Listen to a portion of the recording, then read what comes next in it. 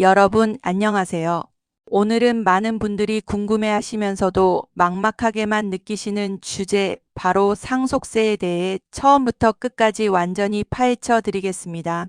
부모님이 돌아가시면서 재산을 물려받게 될 때, 혹은 내가 먼저 자녀에게 재산을 남겨야 할 때, 많은 분들이 가장 먼저 드는 걱정이 바로 세금 문제입니다.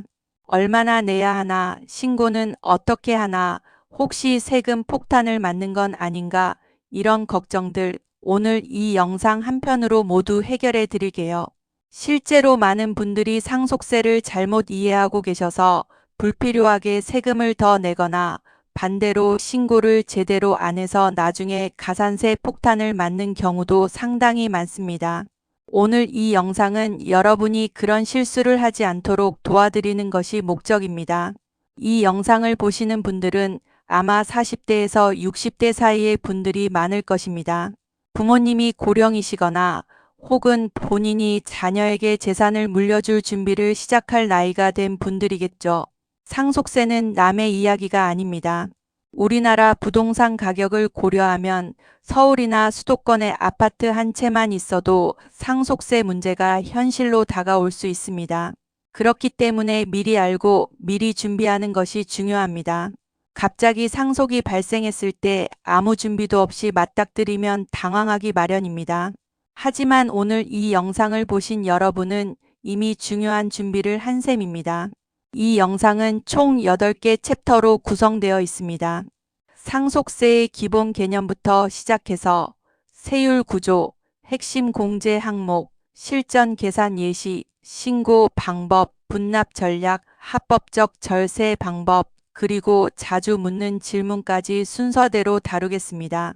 중간에 화면에 표와 계산식이 나올 예정이니 영상을 일시 정지하면서 천천히 보시는 것을 권장드립니다. 여기서 잠깐 이 영상을 끝까지 보셔야 하는 이유를 말씀드리겠습니다.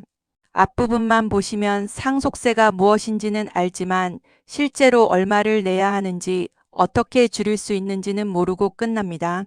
뒷부분에 가장 중요한 실전 계산과 절세 전략이 있습니다. 특히 7장의 절세 전략과 실전 사례 챕터는 여러분의 상황에 따라 수백만 원에서 수천만 원을 아낄 수 있는 내용입니다. 끝까지 함께 해주세요.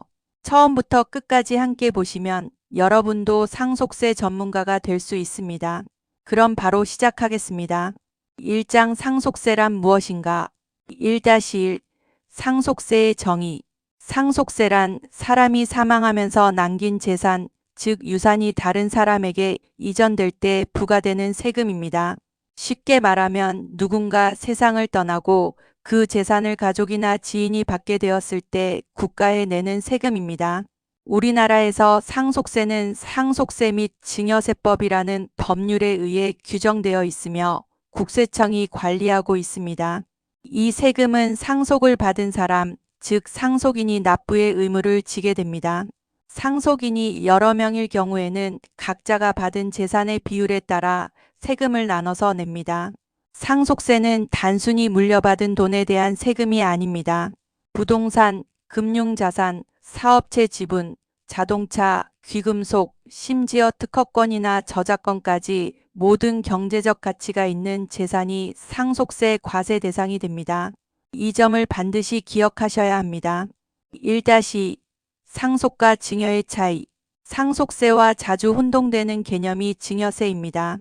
간단히 구분하면 이렇습니다.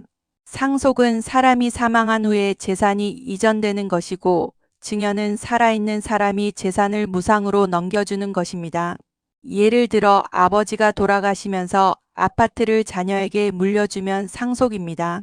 반면 아버지가 살아계실 때 아파트를 자녀 명의로 바꿔주면 증여입니다. 두 경우 모두 세금이 발생하지만 계산 방식과 공제 항목이 다르기 때문에 이 차이를 정확히 이해하는 것이 중요합니다. 중요한 것은 두 세금의 세율이 동일하다는 점입니다. 상속세와 증여세 모두 10%에서 50%까지 동일한 세율 구조를 사용합니다. 다만 공제 항목에서 큰 차이가 납니다. 상속세에는 배우자 공제, 일괄 공제 등 다양한 대규모 공제 항목이 있어서 일반적으로 상속세가 증여세보다 더 유리한 경우가 많습니다. 그래서 전략적으로 언제 어떤 방식으로 재산을 이전할지 미리 계획을 세우는 것이 중요합니다. 1-3. 누가 상속세를 내야 하나?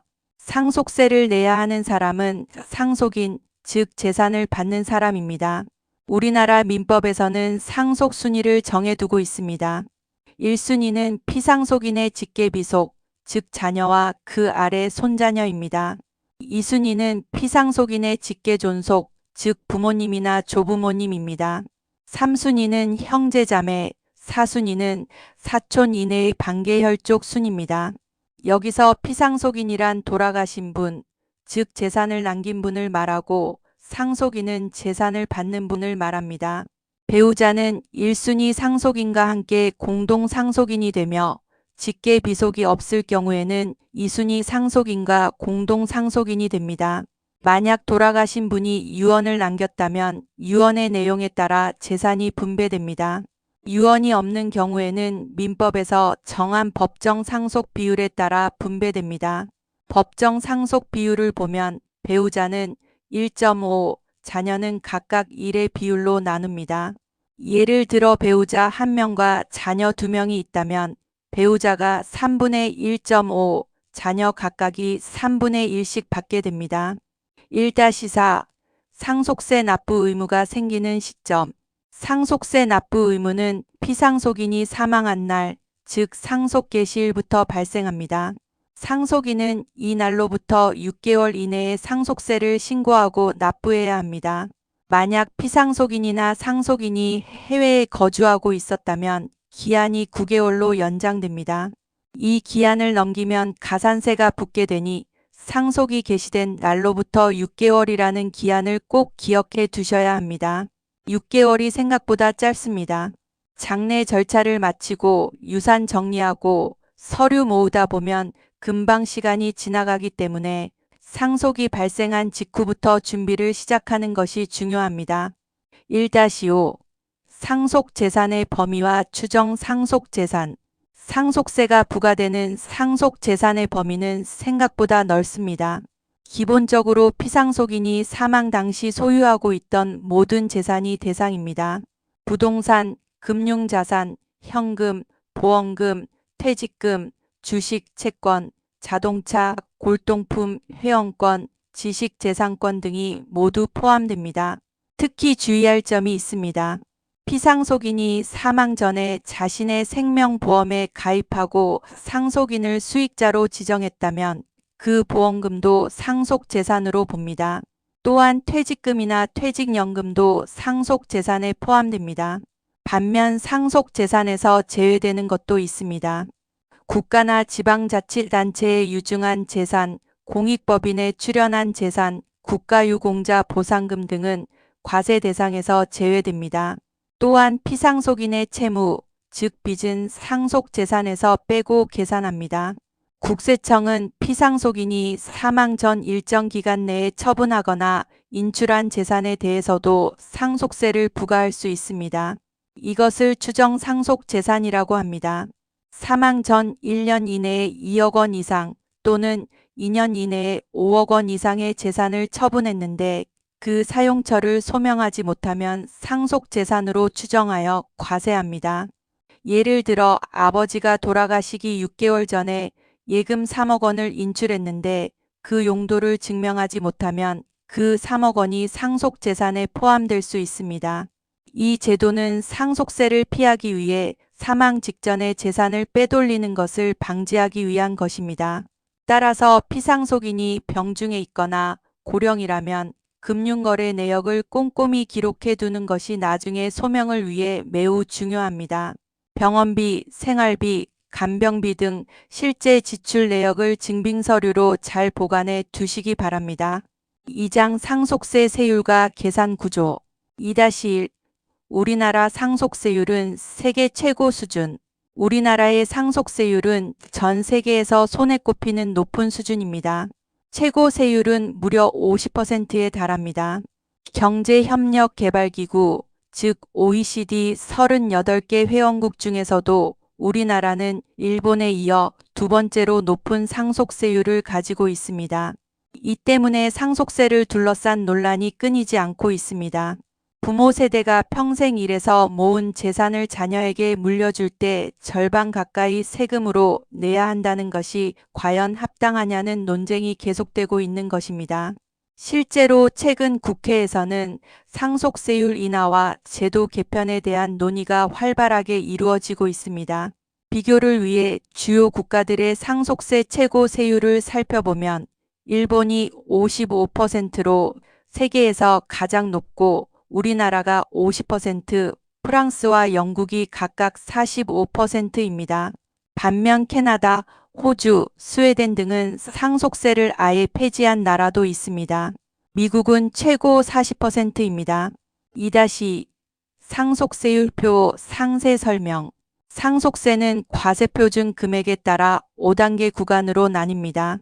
과세표준이란 상속재산에서 각종 공제를 뺀 후 실제로 세금이 부과되는 금액을 말합니다. 1구간 과세표준 1억 원 이하는 세율 10%가 적용됩니다.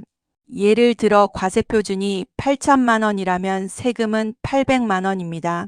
2구간 1억 원 초과 5억 원 이하는 세율 20%의 누진공제 1천만 원이 적용됩니다. 과세표준이 3억 원이라면 계산은 이렇습니다. 3억 원 곱하기 20%는 6천만 원. 여기서 누진공제 1천만 원을 빼면 납부세액은 5천만 원입니다. 3구간 5억 원 초과 10억 원 이하는 세율 30%의 누진공제 6천만 원입니다.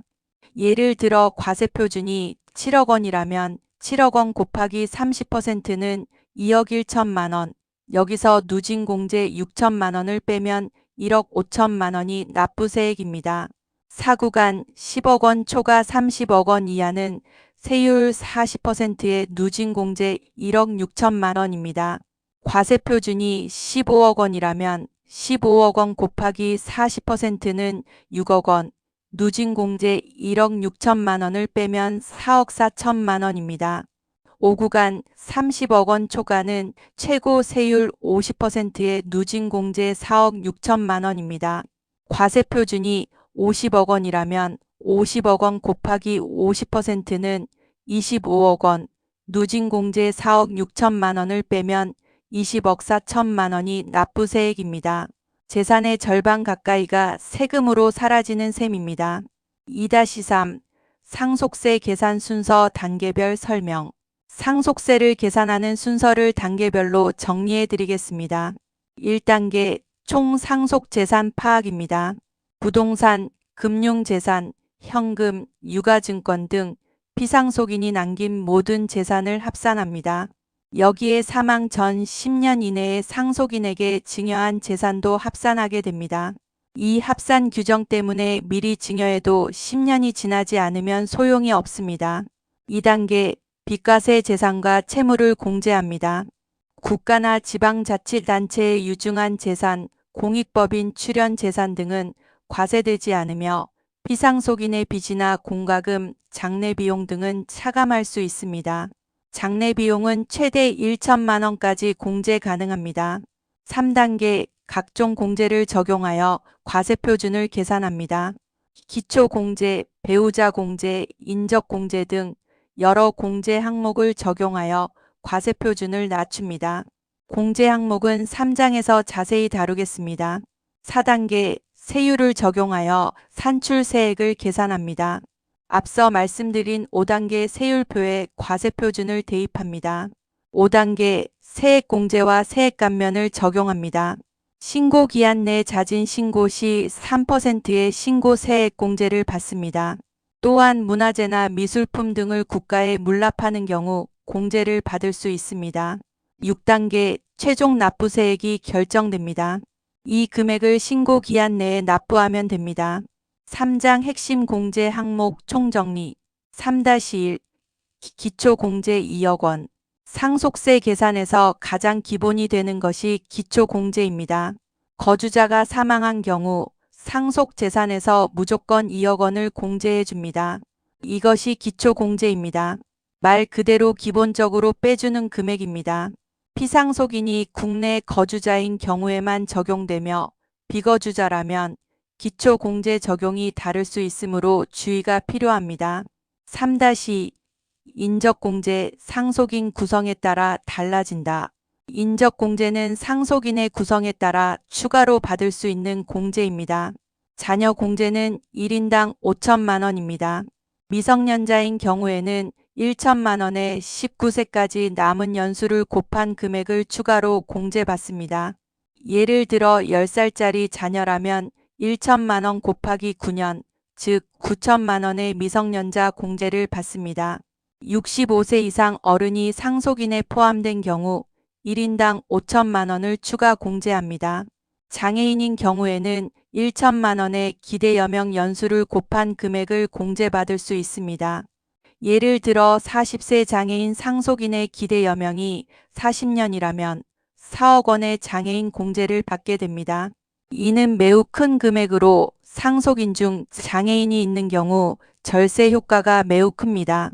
3-3 일괄공제 5억 원 가장 중요한 것이 바로 이 일괄공제입니다. 기초공제 2억 원과 인적공제를 합산한 금액이 5억 원에 미치지 못하는 경우 상속인은 5억 원을 일괄공제로 선택할 수 있습니다. 즉 일일이 계산하는 것보다 5억 원 한 방에 공제받는 것이 유리할 때가 많습니다. 배우자 단독 상속의 경우에는 일괄공제를 적용받을 수 없고 기초공제 2억 원만 적용됩니다. 따라서 대부분의 가정에서 자녀가 있는 경우 일괄공제 5억 원이 기본 출발점이 됩니다.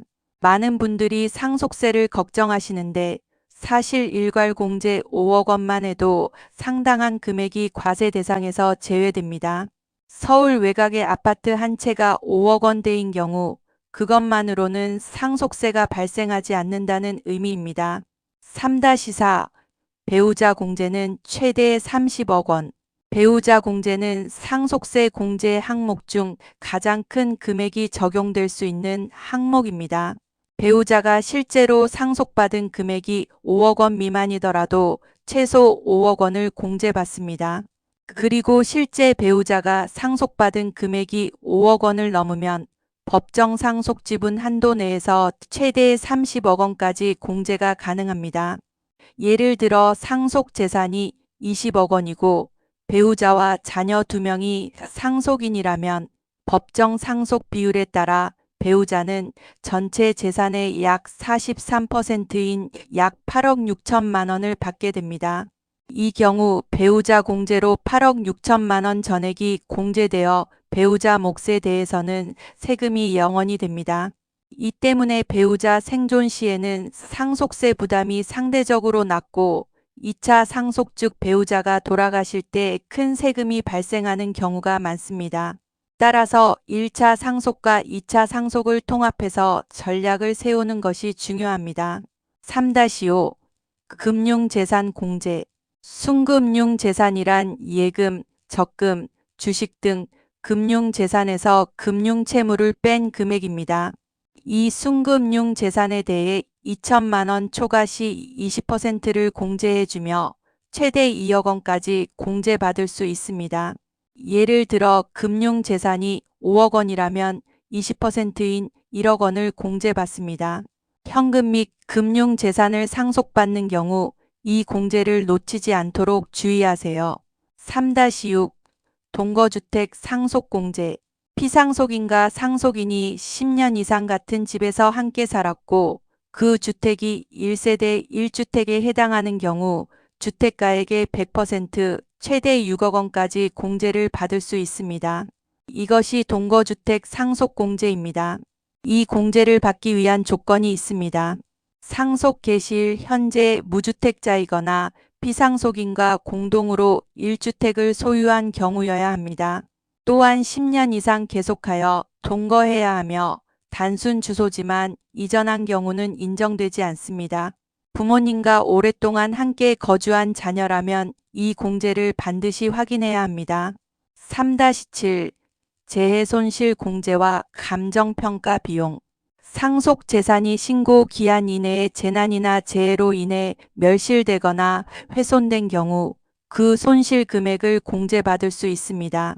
또한 상속 재산을 평가하기 위해 지출한 감정평가 수수료는 500만 원 한도 내에서 공제됩니다. 3-8. 공제를 최대한 활용하는 체크리스트. 상속세 신고 시 공제 항목을 빠짐없이 챙기는 것이 핵심입니다. 많은 분들이 공제 항목을 놓쳐서 불필요하게 세금을 더 내는 경우가 있습니다. 다음 체크리스트를 꼭 확인하세요. 첫째, 일괄공제 5억 원을 적용했는지 확인하세요. 기초공제와 인적공제를 따로 계산하는 것보다 유리한지 비교해 보세요. 둘째, 배우자가 있다면 배우자 공제를 최대한 활용하고 있는지 확인하세요.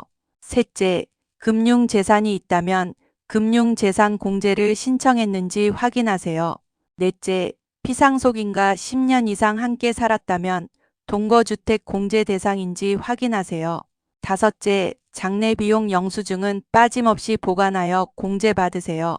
여섯째, 피상속인의 채무, 미납세금, 공과금이 있다면 모두 공제 항목에 포함하세요. 일곱째, 상속인 중 미성년자나 장애인이 있다면 해당 인적공제를 챙기세요. 여덟째, 감정평가를 받았다면 그 비용도 공제 신청하세요. 이 체크리스트를 세무사와 함께 하나씩 확인하는 것만으로도 수백만 원에서 수천만 원의 세금을 아낄 수 있습니다. 사장 실전 계산 예시 4-1 케이스 1 5억 원 아파트 상속 자녀만 있는 경우 첫 번째 사례입니다. 아버지가 돌아가시면서 시세 5억 원짜리 아파트 한 채를 남기셨습니다. 어머니는 이미 돌아가셨고 상속인은 자녀 2명뿐입니다. 금융자산이나 다른 채무는 없다고 가정합니다. 1단계 총 상속 재산은 아파트 5억 원입니다. 2단계 채무나 공과금은 없으므로 그대로 5억 원입니다. 3단계 일괄공제 5억 원을 적용합니다. 5억 원 빼기 5억 원이므로 과세표준은 0원입니다. 결론적으로 이 경우 상속세는 0원입니다. 5억 원 이하의 재산을 상속받는 경우 대부분 상속세가 발생하지 않습니다. 많은 분들이 상속세를 걱정하시지만 실제로 중산층 가정의 경우 상속세가 발생하지 않는 경우가 많습니다. 그렇다고 신고를 안 해도 된다는 것은 아닙니다. 신고는 반드시 해야 합니다. 4-2 케이스 2 10억 원 아파트 상속 배우자 있음. 두 번째 사례입니다. 아버지가 돌아가시면서 10억 원짜리 아파트를 남기셨고 어머니와 자녀 1명이 상속인입니다. 1단계 총 상속 재산 10억 원, 2단계 채무 없음, 3단계 공제 계산입니다. 일괄 공제 5억 원을 먼저 적용하면 과세표준이 5억 원이 됩니다. 여기에 배우자 공제를 추가로 적용합니다. 법정 상속 비율에 따라 어머니가 6억 원, 자녀가 4억 원을 받는다고 가정합니다. 어머니가 실제로 6억 원을 받았으므로 배우자 공제로 6억 원 전액이 공제됩니다. 이렇게 되면 총 공제액이 11억 원으로 상속 재산 10억 원을 초과하므로 과세표준은 0원이 되고 상속세는 0원입니다. 단 이 경우 어머니가 돌아가실 때 2차 상속세가 발생합니다. 어머니가 받은 6억 원에서 기초공제 등을 제외한 금액에 대해 세금을 내야 합니다. 그래서 1차 상속에서 무조건 배우자 공제를 최대로 활용하는 것이 항상 최선은 아닐 수 있습니다. 전체적인 세금 부담을 고려한 전략이 필요합니다. 4-3 케이스 3 20억 원 재산 상속 자녀 2명, 배우자 없음. 세 번째 사례입니다. 아버지가 돌아가시면서 아파트 15억 원과 예금 5억 원, 총 20억 원의 재산을 남기셨습니다. 어머니는 이미 돌아가셨고 자녀 2명이 상속인입니다. 1단계 총 상속 재산 20억 원, 2단계 채무나 공과금 없음, 3단계 일괄공제 5억 원을 적용합니다. 금융재산 공제는 예금 5억 원의 20%인 1억 원을 추가로 공제받을 수 있습니다. 총 공제액 6억 원을 빼면 과세표준은 14억 원입니다. 4단계 세율 적용입니다. 과세표준 14억 원은 사구간인 10억 원 초과 30억 원 이하에 해당합니다. 14억 원 곱하기 40%는 5억 6천만 원. 여기서 누진공제 1억 6천만 원을 빼면 산출세액은 4억 원입니다. 신고 기한 내 자진 신고 시 3% 신고세액 공제 1,200만 원을 빼면 최종 납부세액은 약 3억 8,800만 원입니다. 자녀 2명이 절반씩 나눠내면 각자 약 1억 9천만 원입니다. 20억 원을 받는데 세금이 4억 원 가까이 된다는 것은 상당한 부담입니다. 이 때문에 절세 전략이 중요합니다. 4-4 케이스 4 30억 원 재산 상속. 네 번째 사례입니다. 총 30억 원 재산을 자녀 2명이 상속받는 경우입니다. 부동산 25억 원, 금융자산 5억 원으로 구성되어 있습니다. 일괄 공제 5억 원, 금융재산 공제 1억 원을 합산하면 총 공제 6억 원입니다. 30억 원에서 6억 원을 빼면 과세표준은 24억 원입니다. 사구간 세율 40%를 적용하면 24억 원 곱하기 40%는 9억 6천만 원, 누진공제 1억 6천만 원을 빼면 8억 원의 산출세액이 나옵니다. 신고세액 공제 3%인 2,400만 원을 빼면 최종 납부세액은 약 7억 7,600만 원입니다. 30억 원 상속의 세금이 약 7억 8천만 원. 상속 재산의 약 26%가 세금으로 나가는 셈입니다. 이 정도 규모의 재산을 보유하신 분들은 반드시 사전에 전문 세무사와 상담하여 절세 계획을 세워야 합니다. 4-5 케이스 5 50억 원 재산 상속 최고 세율 구간. 다섯 번째 사례입니다. 총 50억 원을 상속받는 경우입니다. 이 경우 일괄 공제 5억 원, 금융재산 공제 2억 원 한도까지 적용하면 총 공제 7억 원입니다. 과세표준은 43억 원으로 30억 원을 초과하므로 최고 세율 구간인 5구간이 적용됩니다. 43억 원 곱하기 50%는 21억 5천만 원, 누진공제 4억 6천만 원을 빼면 산출세액은 16억 9천만 원입니다. 신고세액 공제 3% 약 5천만 원을 빼면 최종 납부세액은 약 16억 4천만 원입니다. 50억 원 상속의 세금이 16억 원 이상, 상속 재산의 약 33%가 세금입니다. 최고 세율 50%라고 해서 재산의 절반을 내는 것은 아니지만 그래도 엄청난 금액임은 분명합니다. 이러한 고액 자산가의 경우 수십 년에 걸친 사전증여 계획과 가업 승계 전략, 보험 활용 등 종합적인 상속 설계가 필수적입니다. 5장 신고 방법과 절차. 5-1 신고 기한 6개월을 절대 놓치지 마라. 앞서도 말씀드렸지만 상속세 신고 기한은 피상속인이 사망한 날로부터 6개월 이내입니다. 예를 들어 3월 15일에 아버지가 돌아가셨다면 9월 15일까지 신고를 마쳐야 합니다. 피상속인이나 상속인 전원이 외국에 주소를 두고 있다면 9개월 이내입니다. 기한 내에 신고하면 산출세액의 3%를 공제받는 신고세액 공제 혜택이 있습니다. 반면 기한을 넘기면 무신고 가산세 20%, 납부지연 가산세 등이 추가로 붙습니다. 따라서 기한 내 신고는 필수입니다. 6개월이 짧게 느껴질 수 있지만 서류를 모으고 재산을 평가하는 데만 상당한 시간이 걸립니다. 특히 부동산이 여러 채인 경우나 금융자산이 많은 경우, 그리고 사전증여 여부를 파악해야 하는 경우에는 더욱 시간이 필요합니다. 되도록 상속 개시 직후부터 준비를 시작하시기 바랍니다. 5-2 신고 장소와 방법. 상속세 신고는 피상속인의 최종 주소지를 관할하는 세무서에 합니다. 예를 들어 아버지가 서울 강남구에 살고 계셨다면 강남 세무서에 신고하시면 됩니다. 직접 방문이 어려운 경우 홈택스를 통해 온라인으로도 신고가 가능합니다. 홈택스 홈페이지에 접속하여 로그인 후 세금 신고 메뉴에서 상속세 신고를 선택하면 됩니다.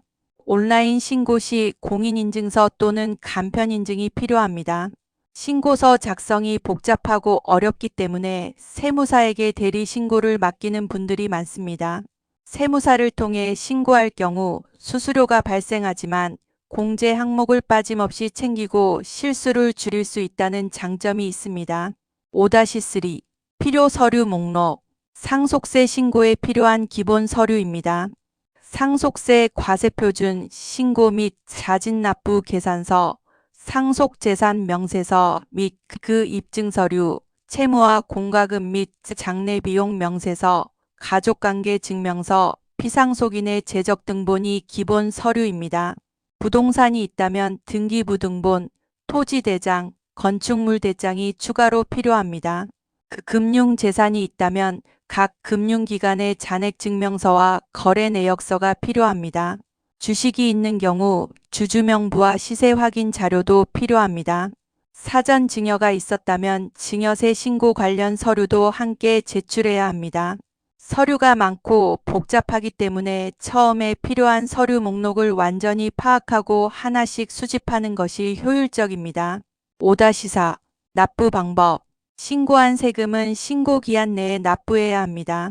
납부 방법은 금융기관을 통한 현금 납부, 홈택스를 통한 전자납부, 신용카드 납부 등이 있습니다.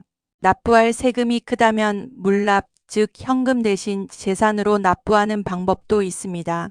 부동산이나 유가증권으로 납부할 수 있으나 조건이 있으므로 세무서와 사전에 협의해야 합니다. 특히 현금이 부족하고 상속 재산이 부동산으로만 이루어진 경우 물납 제도를 적극 검토할 필요가 있습니다. 5-5 수정신고와 경정청구 신고 후 잘못된 내용을 발견했다면 수정신고나 경정청구를 통해 바로잡을 수 있습니다. 세금을 더 내야 한다면 수정신고를 하고 세금을 더 낸 것이라면 경정청구를 통해 환급받을 수 있습니다. 경정청구는 신고기한 경과 후 5년 이내에 할 수 있습니다. 수정신고의 경우 가산세 경감 혜택이 있습니다. 법정신고기한 경과 후 1개월 이내 수정신고 시 가산세의 90%를 경감받습니다. 1개월에서 3개월 이내에는 75%, 3개월에서 6개월 이내에는 50% 경감됩니다. 늦더라도 자진 수정하는 것이 세무조사로 적발되는 것보다 훨씬 유리합니다.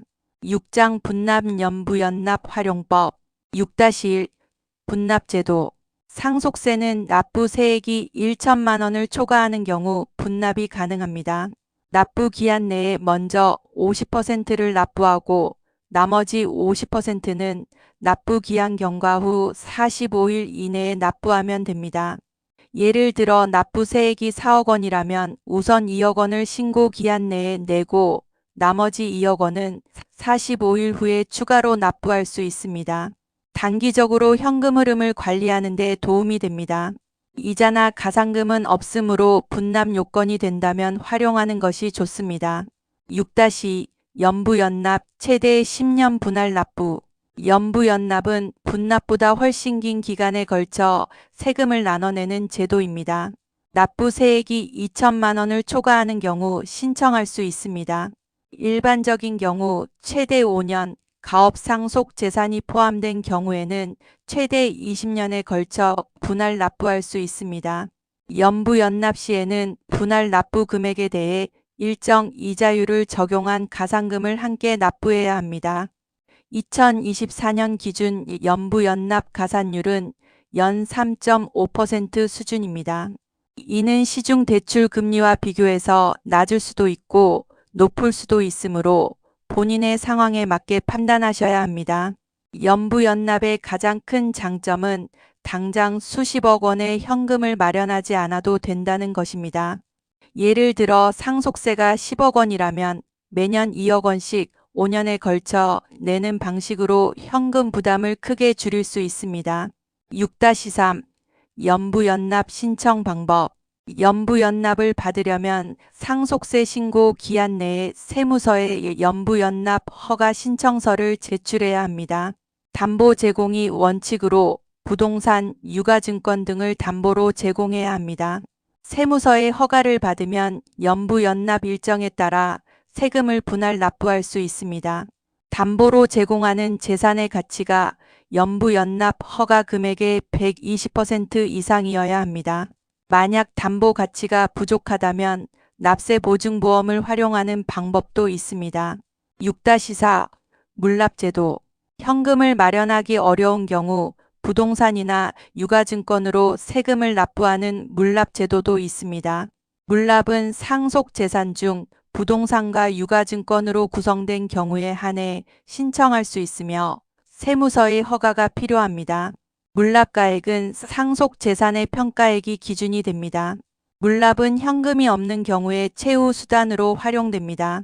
다만 국세청이 물납 신청을 반드시 허가해 줄 의무는 없으며 상속재산 중 관리 처분이 가능한 부동산이어야 하는 등 조건이 있습니다. 또한 물납을 하게 되면 재산이 시가보다 낮은 평가액으로 넘어갈 수 있어 손해가 될 수도 있습니다. 7장 합법적 절세 전략 7-1 사전 증여 활용 가장 기본적인 절세 상속세를 줄이는 가장 대표적인 방법이 사전 증여입니다. 살아있을 때 미리 재산을 나눠주면 상속 시점에 재산이 줄어들어 상속세 부담을 낮출 수 있습니다. 증여세 공제 한도를 활용하면 세금 없이 증여가 가능합니다. 배우자에게는 10년간 6억 원, 직계비속인 성인 자녀에게는 10년간 5천만 원, 미성년 자녀에게는 10년간 2천만 원까지 증여세 없이 증여할 수 있습니다. 자녀의 배우자, 즉 며느리나 사위에게는 10년간 1천만 원까지 공제됩니다. 예를 들어 자녀가 2명이라면 10년마다 총 1억 원을 세금 없이 증여할 수 있습니다. 10년 주기로 반복하면 장기적으로 상당한 재산을 절세하며 이전할 수 있습니다.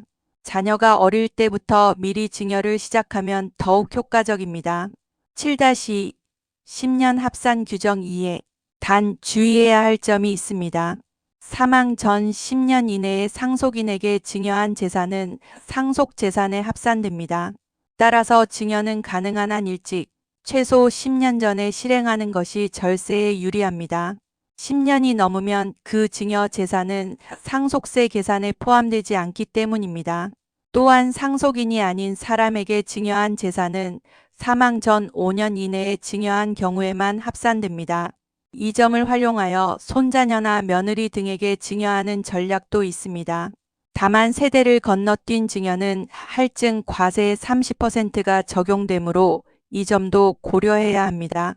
7-3 배우자 공제 전략적 활용 배우자가 생존해 있는 경우 1차 상속 시 배우자 공제를 얼마나 활용할지 전략적으로 결정해야 합니다.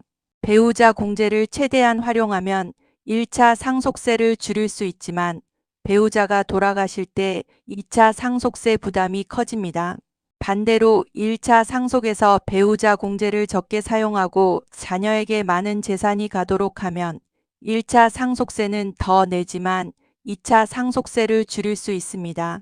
따라서 배우자의 나이, 건강 상태, 자녀의 나이 등을 종합적으로 고려하여 최적의 배분 전략을 세우는 것이 중요합니다. 이 부분은 반드시 세무사와 상담하시기 바랍니다. 7-4 생명보험 활용 피상속인이 생명보험에 가입해두면 상속세 납부 재원을 마련하는 데 도움이 됩니다. 상속인을 수익자로 하는 생명보험금은 상속재산에 포함되어 과세되지만 보험금으로 세금을 낼 수 있어 유동성 문제를 해결할 수 있습니다.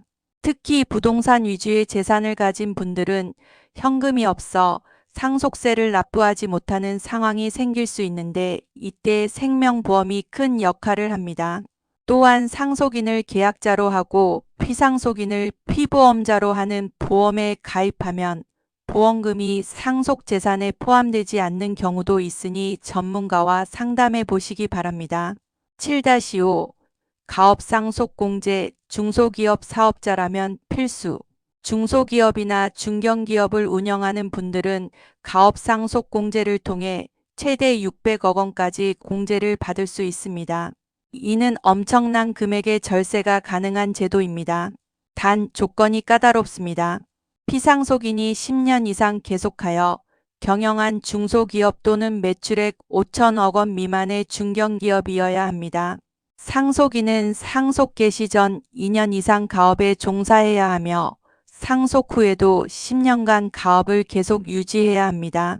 이 조건을 어기면 공제받은 세금을 추징당하므로 매우 신중하게 접근해야 합니다. 7-6. 부동산 평가를 낮추는 전략. 부동산의 상속세 평가는 시가를 기준으로 하지만 시가 산정이 어려운 경우 보충적 평가 방법인 기준시가를 사용합니다. 일반적으로 기준시가는 실제 시세보다 낮습니다. 따라서 시가 자료가 없는 경우 기준시가로 신고하면 세금을 줄일 수 있습니다. 다만 국세청은 상속세 조사 시 감정평가를 실시하여 시가를 재산정할 수 있습니다. 이때 감정가액이 신고가액보다 높게 나오면 추가 세금을 내야 합니다. 따라서 무조건 낮게 신고하는 것보다는 정확한 시가로 신고하고 공제를 최대한 활용하는 것이 바람직합니다. 7-7. 증여 순서 전략. 누구에게 먼저 줄 것인가? 증여를 할 때 누구에게 먼저 어떤 순서로 줄 것인지도 중요한 전략입니다. 증여세 공제 한도는 수증자 기준으로 10년 합산입니다. 즉 자녀 1인당 10년에 5천만 원이라는 뜻입니다. 따라서 자녀가 많을수록 더 많은 금액을 세금 없이 이전할 수 있습니다. 또한 손자녀에게 직접 증여하는 경우를 생각해 볼 수 있습니다. 손자녀에게 증여하면 세대를 건너뛰는 것이므로 30% 할증 과세가 적용됩니다. 그러나 자녀에게 증여하고 자녀가 다시 손자녀에게 증여하면 2번 세금이 발생합니다. 어떤 방법이 유리한지는 금액과 상황에 따라 다르므로 전문가와 비교해 보세요. 며느리나 사위에게 증여하는 것도 고려할 수 있습니다. 며느리 사위는 상속인이 아니므로 사망 전 5년 이내에 증여해도 상속 재산에 합산되지 않습니다. 단 공제 한도가 10년에 1천만 원으로 낮습니다. 소액이지만 꾸준히 활용하면 장기적으로 절세 효과가 있습니다. 7-8. 상속세 절세. 이것만은 피하세요. 절세와 탈세는 다릅니다. 합법적인 절세는 권장되지만 불법적인 탈세는 엄중한 처벌을 받습니다. 상속세와 관련해서 특히 주의해야 할 불법 행위들이 있습니다. 첫 번째는 차명계좌 활용입니다. 피상속인 명의가 아닌 가족 명의로 재산을 숨겨두는 경우입니다. 국세청은 금융정보분석원과 협력하여 이상 금융거래를 상시 모니터링하고 있습니다. 적발시 세금뿐 아니라 형사처벌도 받을 수 있습니다. 두 번째는 허위 채무 계상입니다. 실제로 빚이 없는데 차용증을 만들어 채무가 있는 것처럼 꾸미는 것입니다. 이것도 명백한 조세포탈이며 세무조사에서 쉽게 드러납니다. 세금을 아끼려다 더 큰 손해를 보는 대표적인 사례입니다. 세 번째는 부동산 저가 신고입니다. 실제 시세보다 현저히 낮은 금액으로 부동산을 신고하는 것입니다. 국세청은 유사 매매 사례 가액 등을 통해 이를 확인하고 추가 과세를 합니다. 결국 세금을 피하려다 가산세까지 더 내게 됩니다. 8장 자주 묻는 질문 탑10 15. Q1. 상속세는 재산이 어느 정도 되어야 나오나요? 일괄 공제 5억 원을 기본으로 적용받기 때문에 상속 재산이 5억 원 이하라면 대부분 상속세가 발생하지 않습니다. 배우자가 생존해 있다면 배우자 공제 최소 5억 원까지 추가로 받을 수 있어 실질적으로 10억 원 정도까지는 세금이 없을 수 있습니다. Q2. 아파트 여러 채를 상속받으면 어떻게 평가하나요? 상속 재산의 부동산은 시가로 평가하는 것이 원칙입니다. 공동주택은 국토교통부에서 고시하는 공동주택 공시가격을 기준으로 하거나 매매 사례 가액이 있으면 그것을 시가로 봅니다. 시가 확인이 어려운 경우에는 보충적 평가 방법인 기준시가를 사용합니다. 여러 채라면 각각의 시가를 합산합니다. Q3. 부모님 빚도 상속받아야 하나요? 원칙적으로 상속은 재산뿐만 아니라 채무도 함께 승계됩니다. 그러나 상속인은 상속 포기 또는 한정 승인을 신청하여 과도한 채무 상속을 막을 수 있습니다. 상속 포기는 재산과 채무 모두를 포기하는 것이고, 한정 승인은 상속받은 재산 범위 내에서만 채무를 갚겠다는 제도입니다. 두 가지 모두 상속 개시를 안 날로부터 3개월 이내에 법원에 신청해야 합니다. Q4. 해외 재산도 상속세 대상인가요? 피상속인이 우리나라에 거주하고 있던 거주자라면 국내외 모든 재산이 상속세 과세 대상이 됩니다. 해외 부동산, 해외 금융계좌, 해외 주식 등이 모두 포함됩니다.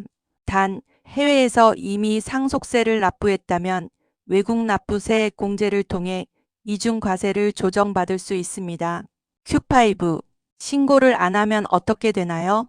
상속세를 신고하지 않으면 무신고 가산세 20%가 부과됩니다.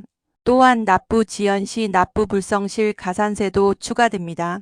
국세청은 부동산 등기 이전 내역, 금융자산 이동 내역 등을 통해 상속세 신고 여부를 파악할 수 있습니다. 신고를 의도적으로 회피하면 조세포탈 혐의가 적용될 수 있으므로 반드시 신고하셔야 합니다. Q6. 자녀에게 미리 줬던 돈도 신고해야 하나요? 사망 전 10년 이내에 상속인에게 증여한 재산은 상속재산에 합산됩니다. 과거에 증여세 신고를 하지 않고 자녀에게 돈을 이전한 경우 상속세 조사 과정에서 이것이 드러날 수 있습니다. 이 경우 증여세와 가산세까지 추가로 납부해야 할 수 있으므로 평소에 증여는 반드시 신고하는 것이 바람직합니다. Q7. 상속세를 세무사에게 맡겨야 하나요? 간단한 경우라면 직접 신고도 가능합니다. 그러나 부동산이 여러 채이거나 상속 재산 평가가 복잡하거나 사전 증여가 있었다면 세무사의 도움을 받는 것이 좋습니다. 세무사 수수료를 아끼려다 공제를 놓쳐 더 많은 세금을 낼 수도 있습니다. 상속세 신고 수수료는 일반적으로 상속 재산의 0.5%에서 1% 수준입니다. Q8. 상속세 세무조사는 언제 받게 되나요? 국세청은 상속세를 신고한 내용을 검토한 후 필요한 경우 세무조사를 실시합니다. 특히 재산 규모가 크거나 신고 내용에 이상한 점이 있는 경우 조사 대상이 될 수 있습니다. 조사 기간은 통상 상속 개시일로부터 9개월 이내에 진행됩니다. 세무조사를 받게 되면 금융거래 내역, 부동산 취득 경위 등을 소명해야 합니다. Q9.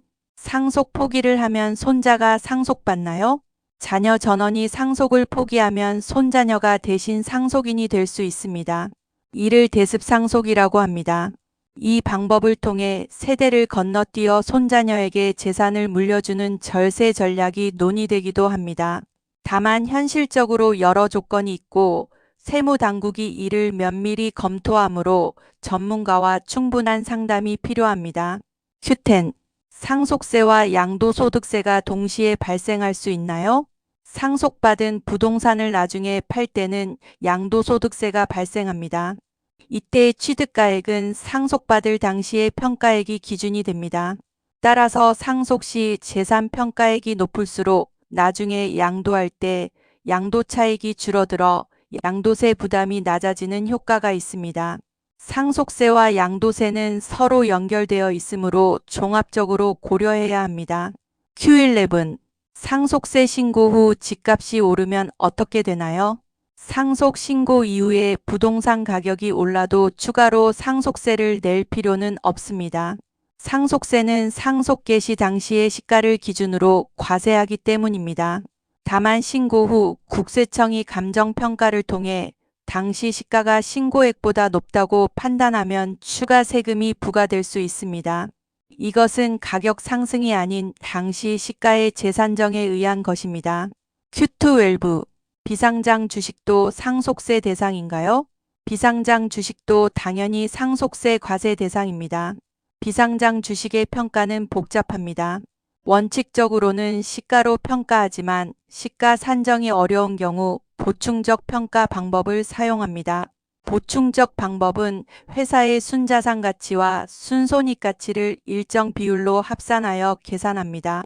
비상장 주식 평가는 전문성이 필요하므로 반드시 세무사나 공인회계사의 도움을 받으시기 바랍니다. Q13. 공동상속인들이 세금을 안 내면 어떻게 되나요? 상속세는 상속인 전원이 연대하여 납부할 의무를 집니다. 즉, 공동상속인 중 한 명이 세금을 내지 않으면 다른 상속인이 그 세금을 대신 낼 수 있고, 국세청도 다른 상속인에게 납부를 요구할 수 있습니다. 형제 중 한 명이 도망가거나 납부 거부를 해도 나머지 상속인이 책임을 지게 될 수 있습니다. 따라서 공동상속인들이 미리 세금 납부 방식에 대해 합의해 두는 것이 중요합니다. Q14. 농지나 임야를 상속받으면 세금이 다른가요? 영농상속공제라는 제도가 있습니다. 상속인이 영농에 직접 종사하는 경우 영농재산에 대해 최대 30억 원까지 공제를 받을 수 있습니다. 농지, 초지, 산림지 등이 해당됩니다. 단, 상속 후 5년간 계속하여 영농에 종사해야 하는 조건이 있습니다. 이 조건을 위반하면 공제받은 세금을 추징당하므로 주의가 필요합니다. Q15. 상속 포기 후에도 상속세 신고를 해야 하나요? 상속을 포기한 경우 원칙적으로 상속세 납부 의무도 없습니다. 다만 상속을 포기하더라도 유류분 반환 청구 등의 문제가 남을 수 있습니다. 유류분이란 법정 상속인이 최소한 받아야 할 상속 재산의 비율로 자녀의 경우 법정 상속분의 50%입니다. 만약 유류분 반환으로 재산을 받게 되면 그에 대해 상속세가 발생할 수 있습니다. 실전, 상속세 실수 사례와 교훈. 사례 1. 신고 기한을 놓친 경우 50대 직장인 김 씨는 아버지가 갑작스럽게 돌아가시면서 아파트와 예금 등 총 8억 원의 재산을 상속받았습니다. 장례를 치르고 슬픔 속에서 시간을 보내다가 상속세 신고 기한인 6개월을 한 달 넘긴 7개월 만에 신고를 했습니다. 결과는 어떻게 됐을까요? 원래 납부해야 할 세금은 약 1,500만 원이었습니다. 그런데 한 달 늦게 신고했기 때문에 무신고 가산세 20%인 300만 원이 추가로 붙었습니다. 또한 납부 지연 가산세도 발생하여 최종적으로는 약 1,900만 원을 내야 했습니다. 한 달 늦은 것 때문에 400만 원을 더 낸 셈입니다. 이 사례의 교훈은 명확합니다. 아무리 슬프고 힘든 상황이라도 신고 기한은 반드시 지켜야 합니다. 상속이 발생하면 가능한 한 빨리 세무사를 찾아가서 기한 관리부터 시작하는 것이 중요합니다. 사례 2. 공제 항목을 놓친 경우 60대 이 씨는 어머니가 돌아가시면서 어머니와 함께 15년 동안 살던 아파트를 상속받았습니다. 혼자서 홈택스를 통해 상속세 신고를 했고 약 3천만 원의 세금을 납부했습니다. 그런데 나중에 세무사 친구로부터 동거주택 상속공제를 받을 수 있었다는 사실을 알게 됐습니다. 동거주택 상속공제는 10년 이상 함께 살면 주택가액의 100% 최대 6억 원까지 공제가 됩니다. 이 씨는 15년을 함께 살았으니 당연히 공제 대상이었습니다. 만약 이 공제를 챙겼다면 세금이 0원이었을 것입니다. 3천만 원을 고스란히 더 낸 것입니다. 다행히 경정청구 제도를 통해 환급을 받을 수 있었습니다. 신고 기한 경과 후 5년 이내라면 경정청구가 가능합니다. 여러분도 혹시 과거에 상속세를 신고하면서 공제를 놓친 것이 있다면 5년이 지나지 않았다면 지금이라도 경정청구를 통해 환급받을 수 있습니다. 사례 3. 사전 증여를 증빙하지 못한 경우 30대 박 씨는 아버지로부터 2년 전에 1억 원을 생활비 명목으로 받았습니다. 당시 증여세 신고는 하지 않았고 차용증도 없었습니다. 아버지가 돌아가시면서 상속세 조사를 받게 됐는데 국세청이 아버지 계좌에서 박 씨 계좌로 이전된 1억 원을 확인했습니다. 박 씨는 생활비였다고 주장했지만 증빙 서류가 없었고 결국 이 1억 원은 증여로 판정되어 상속재산에 합산됐습니다. 증여세 신고를 하지 않은 것에 대한 가산세까지 더해져 예상보다 훨씬 많은 세금을 내야 했습니다. 이 사례의 교훈은 두 가지입니다. 첫째, 부모님으로부터 돈을 받을 때는 그 성격을 명확히 해야 합니다. 생활비라면 실제 생활비에 사용했음을 증빙해두고 증여라면 반드시 증여세 신고를 해야 합니다. 둘째, 금융거래는 모두 기록에 남으므로 숨길 수 없다는 것을 명심하세요. 사례 4. 2차 상속을 대비하지 못한 경우 70대 최 씨 부부는 서울에 15억 원짜리 아파트 한 채를 갖고 있었습니다. 남편이 먼저 돌아가시면서 아내인 최 씨가 배우자 공제를 최대한 활용하여 아파트 전체를 상속받았습니다. 덕분에 1차 상속세는 거의 내지 않았습니다. 그런데 3년 후 최 씨마저 돌아가시면서 문제가 생겼습니다. 아파트 가격이 그 사이 18억 원으로 올랐고 이번에는 배우자가 없어 배우자 공제를 받지 못했습니다. 자녀들은 일괄 공제 5억 원만 받고 13억 원에 대해 상속세를 내야 했습니다. 세금이 약 4억 원 이상 나왔습니다. 만약 1차 상속 때 배우자 공제를 일부만 활용하고 자녀들이 더 많이 받았다면 어땠을까요? 1차 상속에서 세금을 좀 더 냈겠지만 2차 상속의 부담을 크게 줄일 수 있었을 것입니다. 1차와 2차 상속을 통합적으로 설계하는 것이 얼마나 중요한지 잘 보여주는 사례입니다. 보너스 상속세 관련 최신 이슈와 개편 논의. 상속세 개편 논의, 지금 무슨 일이 일어나고 있나? 최근 몇 년 사이 상속세 개편에 대한 논의가 매우 활발하게 이루어지고 있습니다. 그 배경에는 크게 두 가지가 있습니다. 첫 번째는 부동산 가격 급등입니다. 서울을 중심으로 아파트 가격이 큰 폭으로 오르면서 예전에는 상속세와 관계없던 중산층 가정도 상속세 대상이 되는 사례가 늘어났습니다. 강남 아파트 한 채만 있어도 10억 원을 훌쩍 넘는 경우가 많아졌기 때문입니다. 두 번째는 국제 경쟁력 문제입니다. 우리나라 기업들이 해외 기업에 비해 상속세 부담이 너무 크다는 지적이 계속 나오고 있습니다. 최대 주주 할증 과세라는 제도 때문에 대기업 오너 일가의 경우 실질 상속세율이 60%에 육박한다는 분석도 있습니다. 이로 인해 기업 경영권이 불안정해지고 심한 경우 기업을 매각해야 하는 상황이 발생하기도 합니다. 이런 배경 속에서 정부와 국회에서는 상속세율 인하, 공제 한도 확대, 유산취득세 방식으로의 전환 등 다양한 개편 방안이 논의되고 있습니다. 유산취득세란 전체 상속 재산에 세금을 부과하는 현행 방식 대신 각 상속인이 실제로 받은 금액에 대해 개별적으로 세금을 부과하는 방식입니다. 유럽의 많은 나라들이 이 방식을 채택하고 있으며 이 방식으로 바뀌면 상속인이 많을수록 세금 부담이 줄어드는 효과가 있습니다. 또한 일괄 공제 금액을 현행 5억 원에서 10억 원으로 올려야 한다는 주장도 있습니다. 이 금액이 마지막으로 조정된 것이 1997년으로 거의 30년 가까이 그대로이기 때문입니다. 그 사이 부동산 가격과 물가가 크게 올랐기 때문에 현실에 맞게 상향 조정해야 한다는 논리입니다. 상속세 개편은 조세 형평성, 부의 재분배, 기업 경쟁력 등 여러 가치가 충돌하는 복잡한 문제입니다. 어떤 방향으로 개편되든 여러분의 삶에 직접적인 영향을 미칠 수 있으므로 관련 뉴스를 꾸준히 관심 있게 지켜보시기 바랍니다. 최대 주주 할증 과세란 무엇인가? 기업 오너나 대주주라면 반드시 알아야 할 개념이 바로 최대 주주 할증 과세입니다. 피상속인이 비상장 법인의 최대 주주이거나 최대 주주의 특수관계인인 경우 해당 주식을 평가할 때 일반 평가액의 20%를 할증합니다. 즉, 주식 가치가 100억 원으로 평가되면 20%를 더한 120억 원으로 상속세를 계산합니다. 이 할증 과세는 경영권 프리미엄을 반영한 것입니다. 지배 주주의 주식은 단순한 지분 이상의 가치, 즉 경영권이라는 프리미엄이 있다는 논리입니다. 다만 이 제도 때문에 중소기업 오너들의 상속세 부담이 과도하게 커진다는 비판이 많아 이 역시 개편 논의의 대상이 되고 있습니다. 상속세와 종합부동산세의 관계.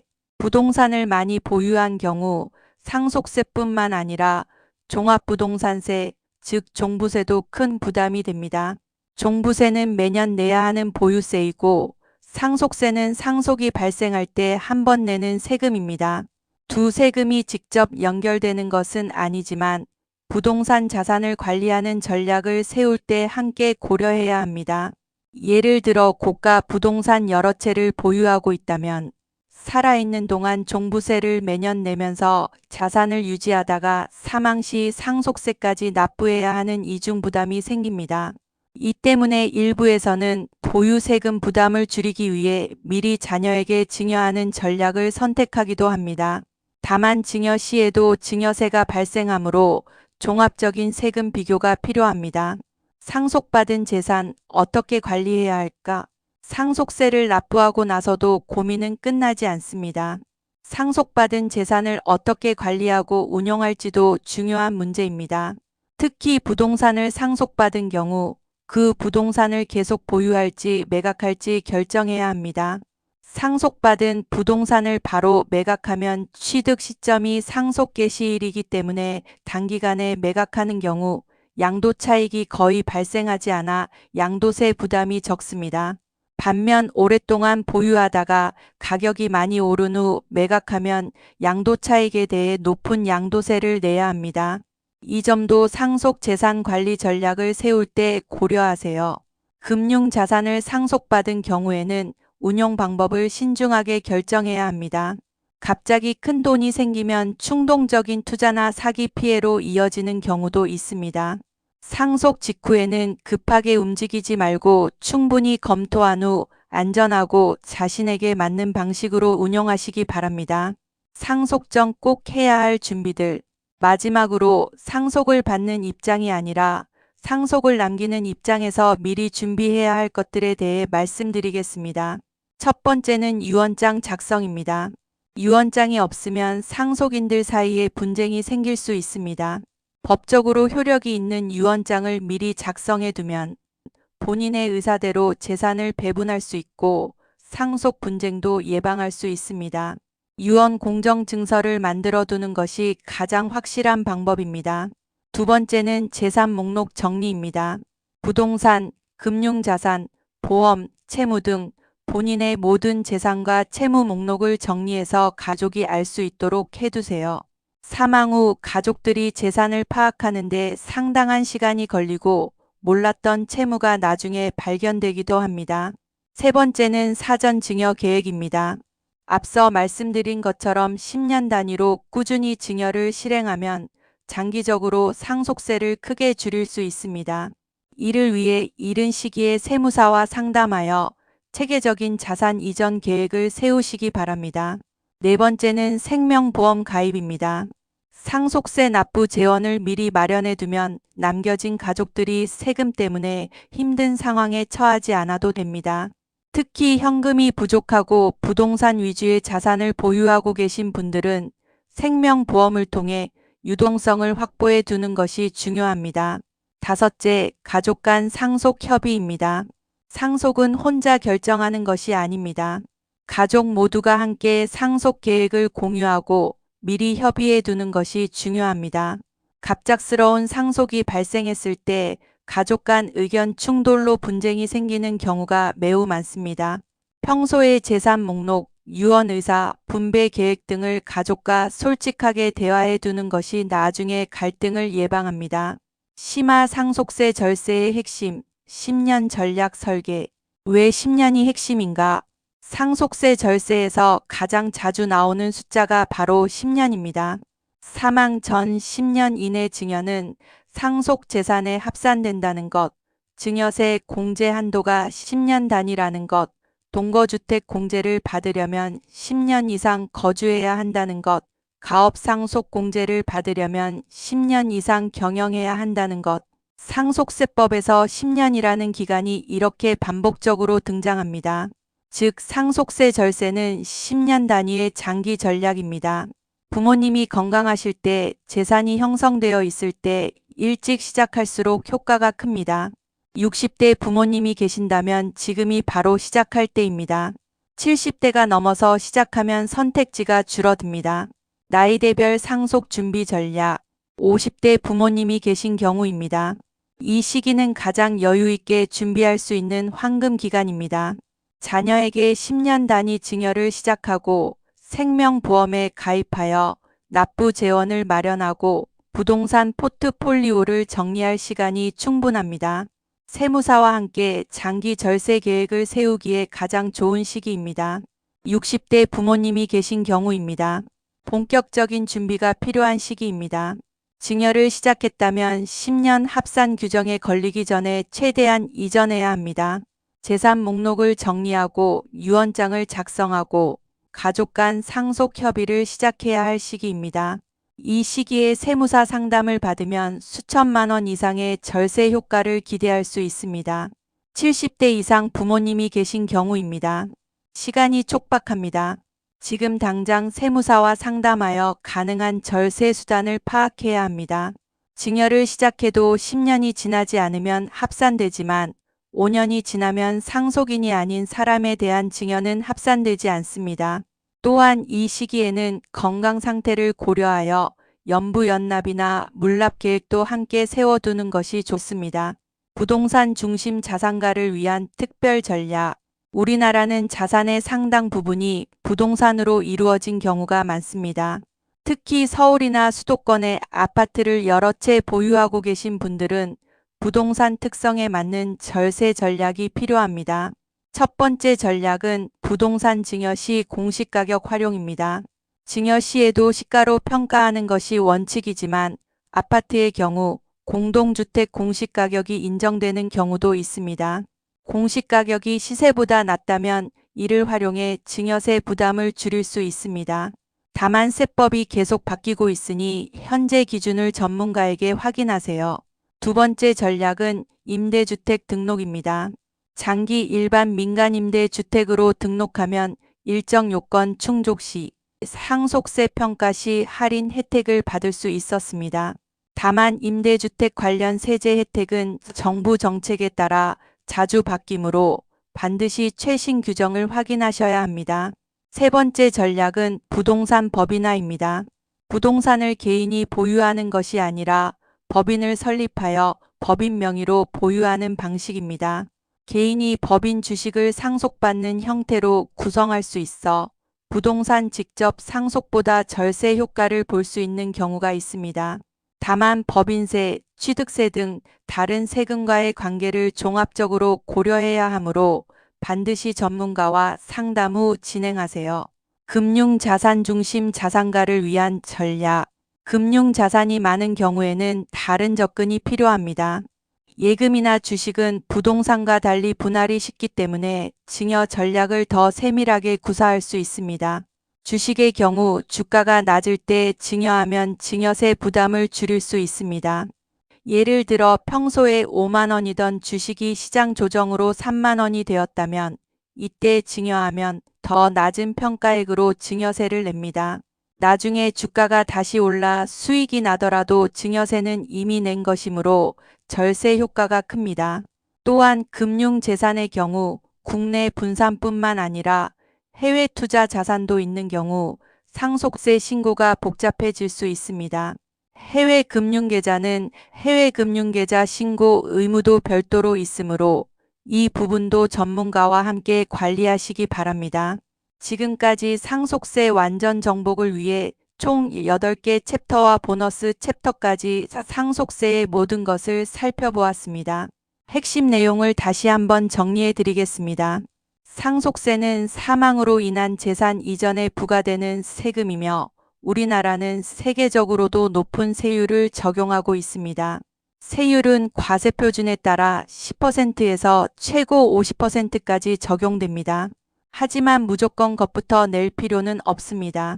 일괄 공제 5억 원, 배우자 공제 최대 30억 원, 동거주택 공제 최대 6억 원 등 다양한 공제 제도를 잘 활용하면 세금 부담을 크게 줄일 수 있습니다. 또한 사전증여, 연부연납, 생명보험 등의 전략을 미리 준비하면 상속세 충격을 최소화할 수 있습니다. 무엇보다 중요한 것은 사망 후 6개월 이내에 반드시 신고해야 한다는 것입니다. 신고를 미루거나 누락하면 가산세가 크게 붙습니다. 재산 규모가 크거나 상황이 복잡하다면 반드시 전문 세무사와 상담하시길 강력히 권장합니다. 세무사 수수료보다 절세 금액이 훨씬 클 수 있습니다. 상속은 단순히 재산을 물려받는 것이 아닙니다. 부모님이 평생 모아온 재산이 가족에게 이어지는 소중한 과정입니다. 이 과정에서 세금 문제로 불필요한 손해를 보거나 가족 간 분쟁이 생기지 않도록 오늘 영상에서 배운 내용을 잘 활용하시기 바랍니다. 오늘 이 영상에서 가장 중요한 핵심 3가지만 다시 강조하겠습니다. 첫째, 6개월 신고 기한을 절대 놓치지 마세요. 둘째, 공제 항목을 빠짐없이 챙기세요. 특히 일괄 공제, 배우자 공제, 동거주택 공제를 반드시 확인하세요. 셋째, 재산이 어느 정도 있다면 전문 세무사와 상담하는 것을 아까워하지 마세요. 이 3가지만 지켜도 여러분은 상속세에서 불필요한 손해를 막을 수 있습니다. 오늘 영상이 도움이 되셨다면 좋아요와 구독을 눌러주세요. 세법은 개정될 수 있으니 실제 세금 신고 시에는 반드시 최신 법령을 확인하시거나 전문가와 상담하시기 바랍니다. 끝까지 시청해 주셔서 감사합니다.